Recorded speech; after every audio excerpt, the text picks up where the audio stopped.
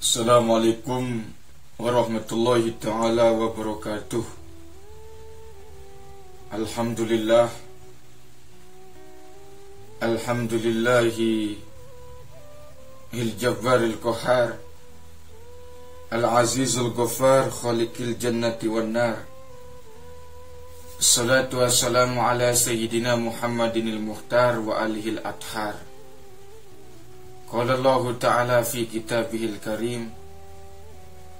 Bismillahirrahmanirrahim. Inna a'tainakal kausar fasalli li rabbika wanhar. Inna syani'aka huwal abtar. Allahu a'lam bishawab.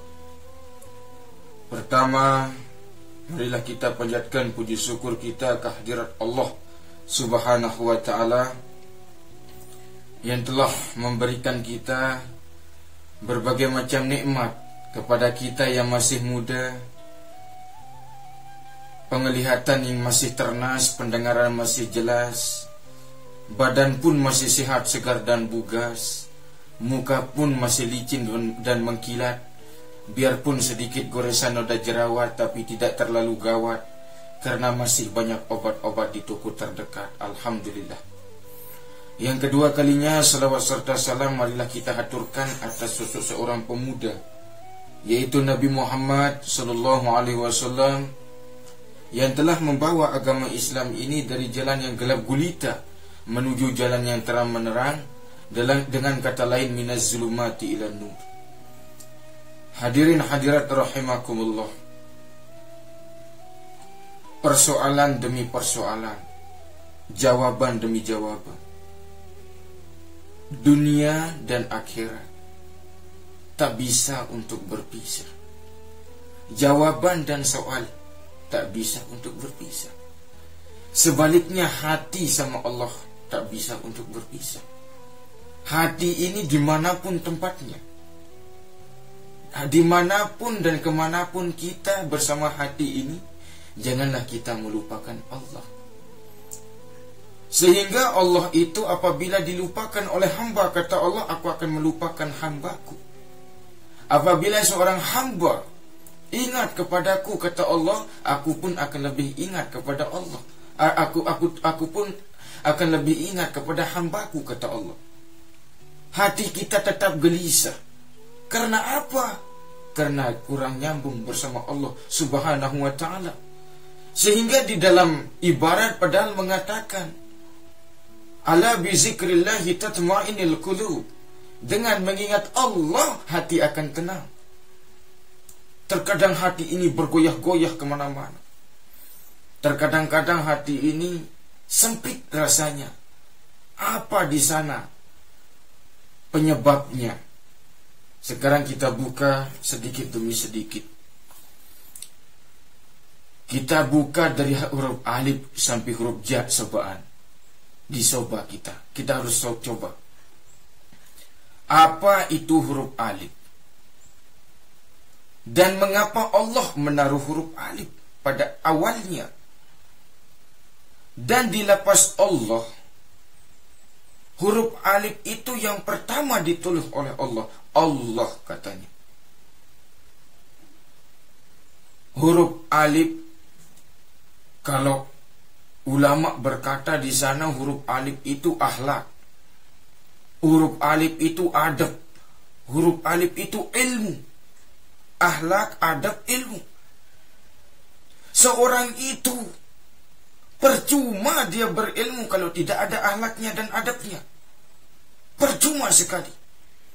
Dan seseorang itu apabila dia tidak ada akhlaknya sama Allah, maka Allah itu akan jauh kepada hambanya, sehingga hati ini tidak menjadi tenang. Itu huruf alif. A, I, U.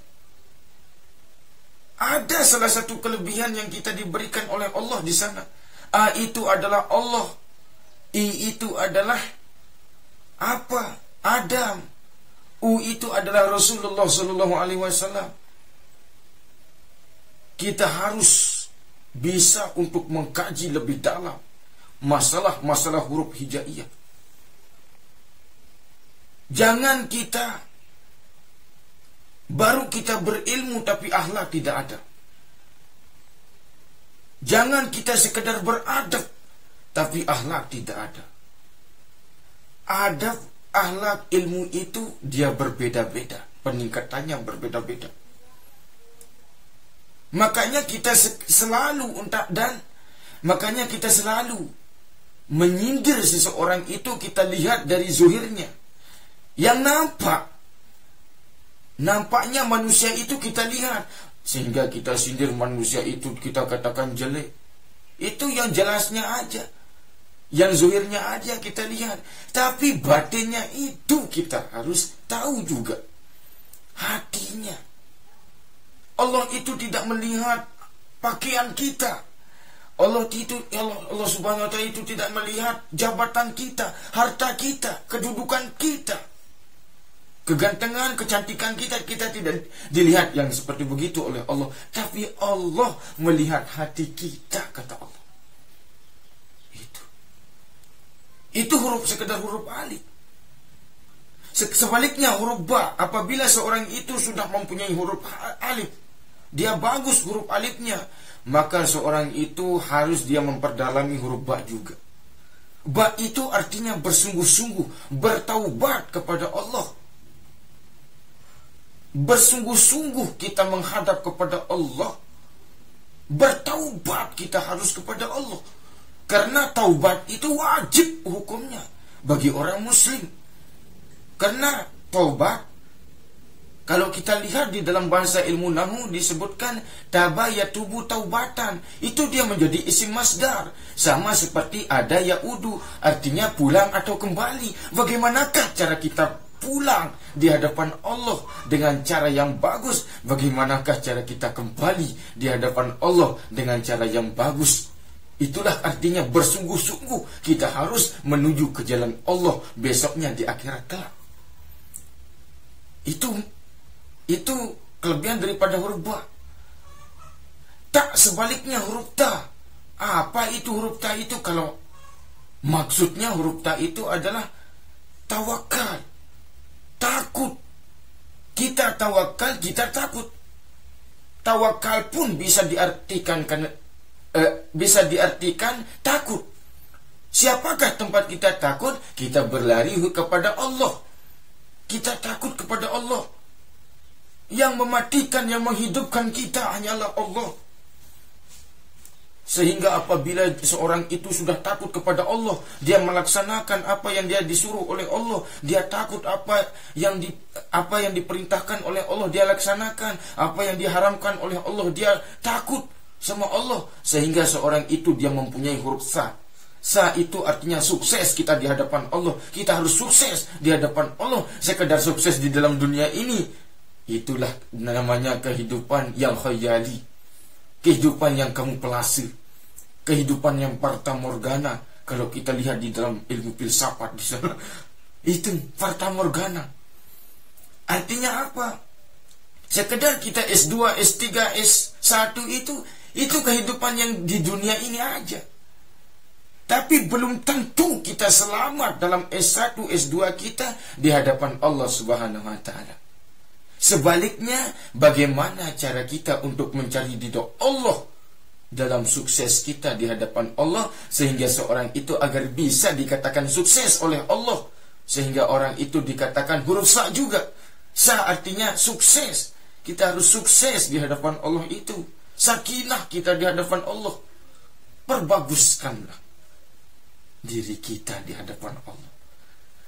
Sehingga apabila sudah ada huruf A, ba, ta, za, seorang itu harus memahami huruf ja.